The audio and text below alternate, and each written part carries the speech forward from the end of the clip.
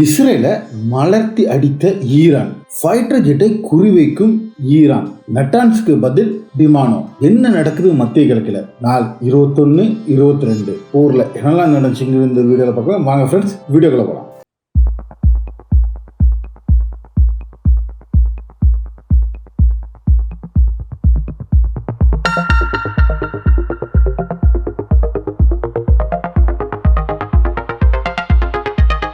Hi friends, welcome back to SJ Tamil Nadu செய்திகள் and நான் உங்கள் எஸ்ஜே.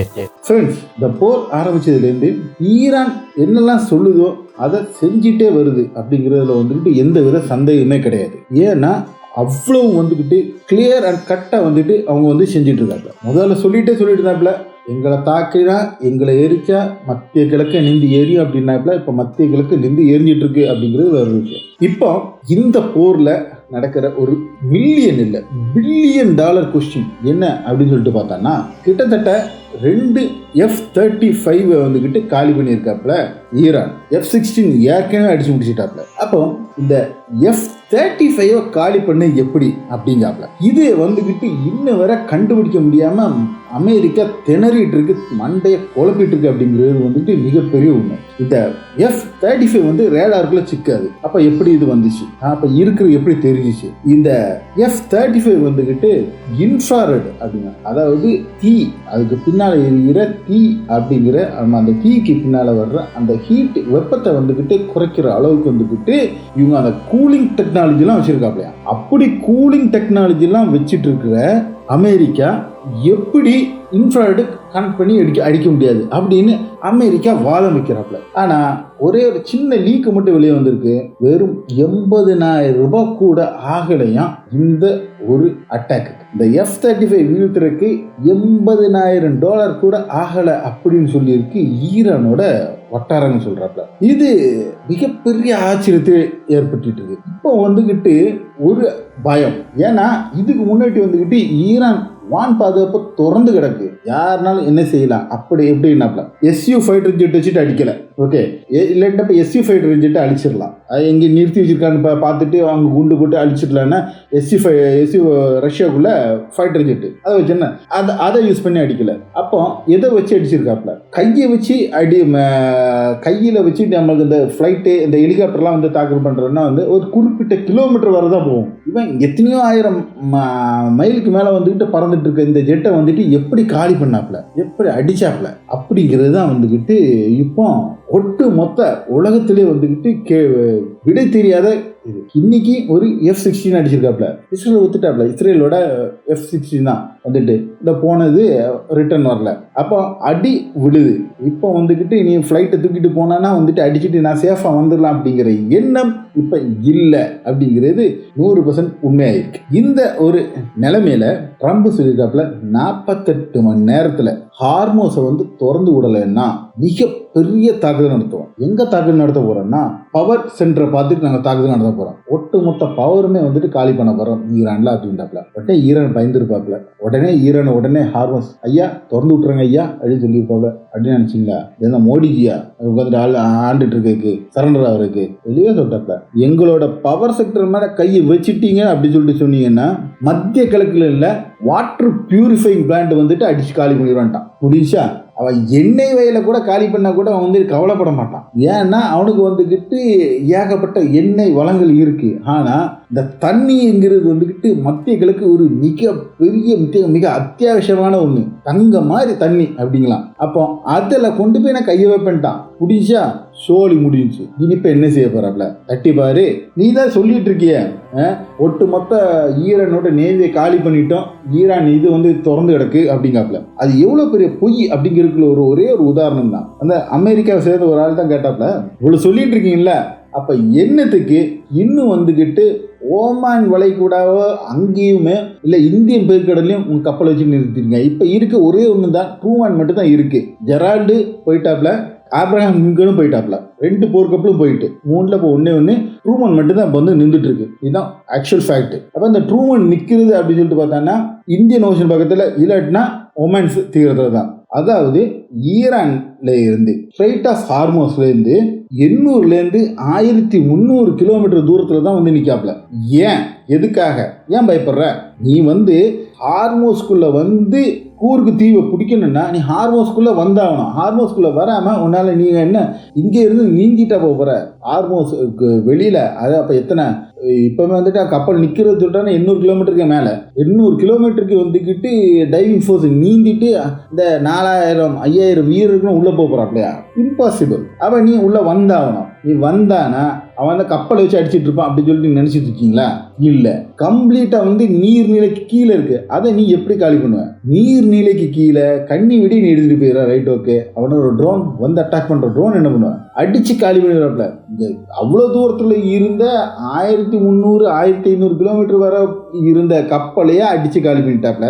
லிங்கனையும் சரி ஜெரால்டையும் சரி. அப்போ இது ஆக்சுவல் ஃபேக்டே கிடையாது. உள்ள போனா அப்புறம் ஃபோர்ஸ் அப்படின்னு சொல்லிட்டு பார்த்தோன்னா கிட்டத்தட்ட 6 லட்சத்துக்கு மேலான வீரர்கள் தரைப்படையில இருக்கிறாப்ல ஈரான் கிட்ட. 4000 பேர் 5000 பேர் வச்சுக்கிட்டு அந்த கூட்டை பிடிச்சிருவேன்னு சொல்லிட்டாங்கன்னா உண்மையிலேயே கட்ஸு ரொம்ப கட்ஸை பாராட்டுறோம். சொல்லிக்கட்டி காண்டாமிரத்தோட கூடுதலானு. அப்போ நான் பார்க்குறது என்னன்னா, நான் பிடிச்சிருவேன், நான் செஞ்சிருவேன் அப்படின்னு சொல்லிட்டு மிரட்டி பார்க்காப்புல ஈரான் படியுமான்னு சொல்லிட்டு. ஈரான் படிக்கிற மாதிரி ஐடியா இல்லை. இதுக்கு ஒரு குருட்டு ஐடியா என்னதை கொண்டு போய் கொடுத்துருப்பாப்புன்னு தெரியல. நெதன்யாகு சொல்லிட்டு இருக்காப்ல. எவ்வளோ பெரிய ஆசனை பாருங்க.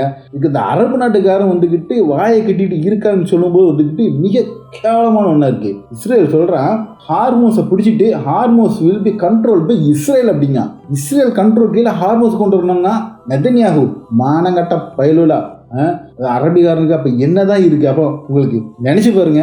அவன் பிடிச்சிட்டு அவங்க கீழே நீ உட்காந்துட்டு இருப்ப, ஈரான் கீழே நீ இருக்க மாட்டேன்னா அப்போ உங்களோட எண்ணம் எப்படி இருக்கு? அவனுக்கு நான் அடிமையா இருந்துக்கிடுவேன், இஸ்ரேலுக்கு அடிமையா இருந்துக்கிடுவேன், ஈரானுக்கு அடிமையா இல்லை, நீ நட்பா இருக்க மாட்டேன் அப்படிங்கப்ப. அடிமையாவே கேட்கல, நீ நட்பா இரு, நான் தான் போய் விட்டுருவேங்க.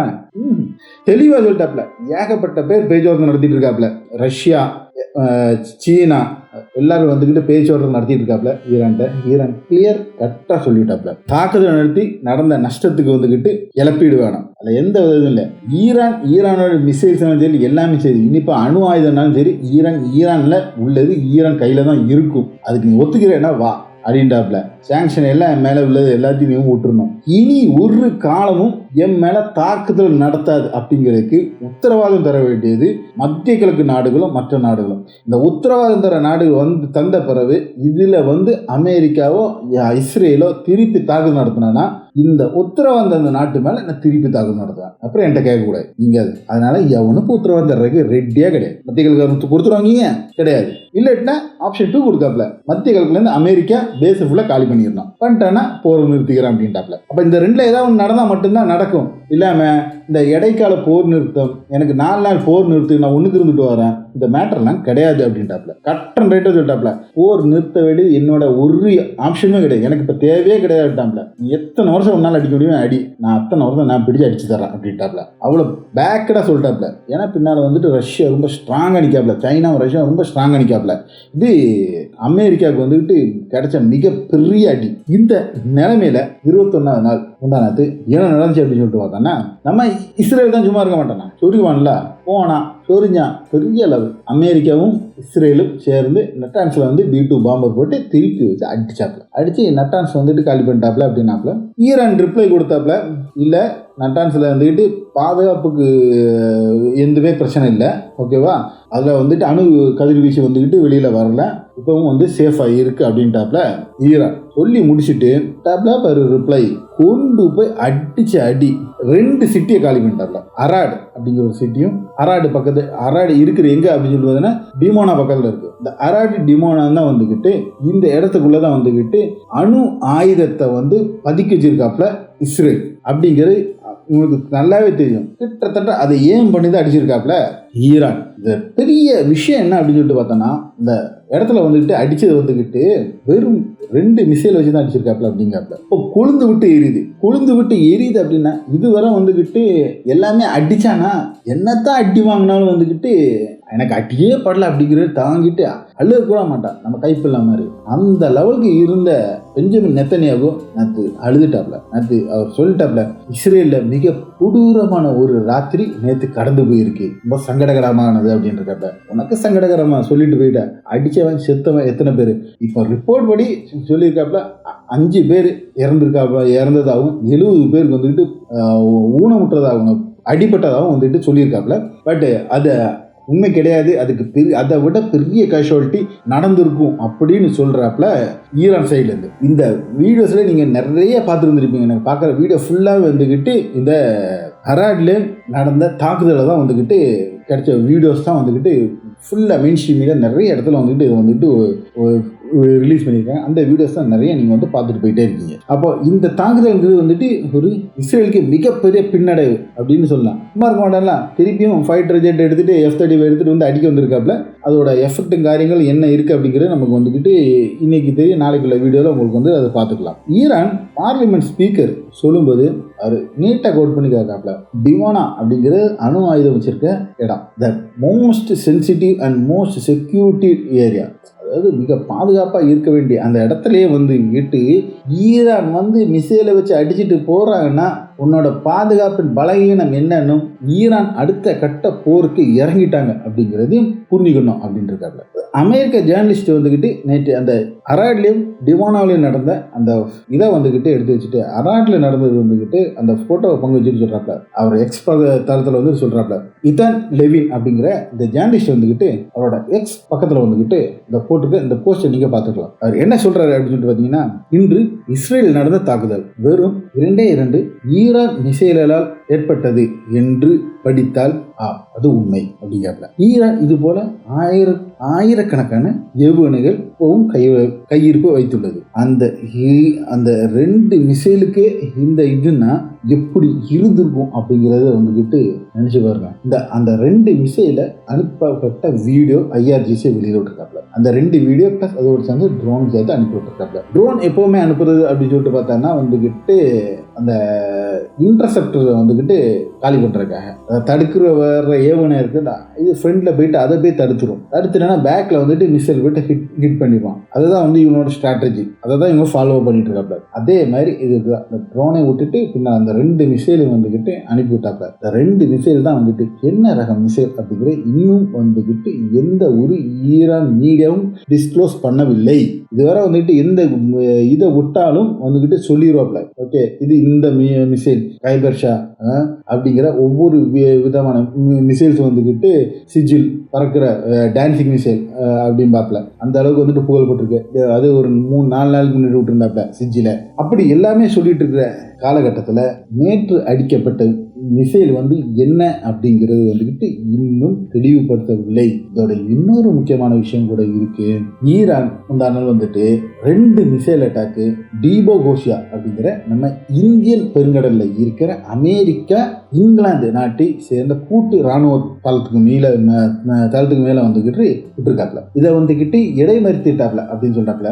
ஆனா அவ்வளவு தூரத்துக்கு விடும்போ கேள்வி, ஒரு மிகப்பெரிய கேள்வி எழுந்திருக்கு. இன்னைக்கு அமெரிக்காவும் பிரிட்டனும் பயந்துட்டு இருக்கிறதும் அதுக்காக தான். ஏன்னா அந்த மிசைல் வந்துக்கிட்டு 4000 கிலோமீட்டருக்கு அப்பாற்பட்டு போய் தாக்கக்கூடிய வல்லமை படைத்தது. அப்போ ஈரான் கிட்ட கண்டம் விட்டு கண்டந்தாகிற மிசைல் இருக்கும் அப்படின்னு தான் ஒட்டுமொத்த உலகமே இன்னைக்கு பார்க்குறாப்ல. இவ்வளோ நாள் வந்துக்கிட்டு இஸ்ரேலுக்காக 2000 கிலோமீட்டர் வச்சுட்டு இருக்காப்ல அப்படின்னு சொல்லிட்டு இருந்த பேசிட்டு இருந்த உலகம் இன்னைக்கு 4000 கிலோமீட்டர் அப்பால் சென்று தாக்கக்கூடிய அந்த மிசைல் வந்துக்கிட்டு இப்போ வந்துக்கிட்டு ஈரான் கையில் இருக்கு அப்படிங்கிற ஈரான் தெளிவுபடுத்தி இருக்கு. இது இப்படியே இந்த கரைக்கு விட்டதுனால டிஓஓஷா வந்துச்சு. அதே அப்படி மேலே தூக்கி விட்டுருந்தான்னு வச்சுக்கோங்களேன், நேராக லண்டன்லேயே போய் அடிக்கலாம். அப்போ லண்டனே கிட்டத்தட்ட 3800 கிலோமீட்டர் தான் வான்பரப்பில் அவங்களுக்கு. அப்போ லண்டன் வரையும் போயிட்டு தாக்குதல் நடத்துறதுக்கு ஸ்ட்ராங்கான மிசைல் ஈரான் கையில் இருக்கு அப்படிங்கிறத வந்துக்கிட்டு புரிஞ்சு இனி விளையாண்டா அவங்களுக்கு நல்லது, இல்லைன்னா ஈரான் தாண்டவம் ஆடிடும் அப்படின்னு தான் வந்துக்கிட்டு இப்போ உள்ள உலக மக்கள் நெட்டிசன்ஸும் வந்து பேசிட்டு இருக்காங்க. ஓகே ஃப்ரெண்ட்ஸ், அடுத்த ஒரு நல்ல ஒரு வீடியோ உங்களை சந்திக்கும் வரை உங்களிடம் விடைபெற்றுக் கொள்வது உங்கள் SJ.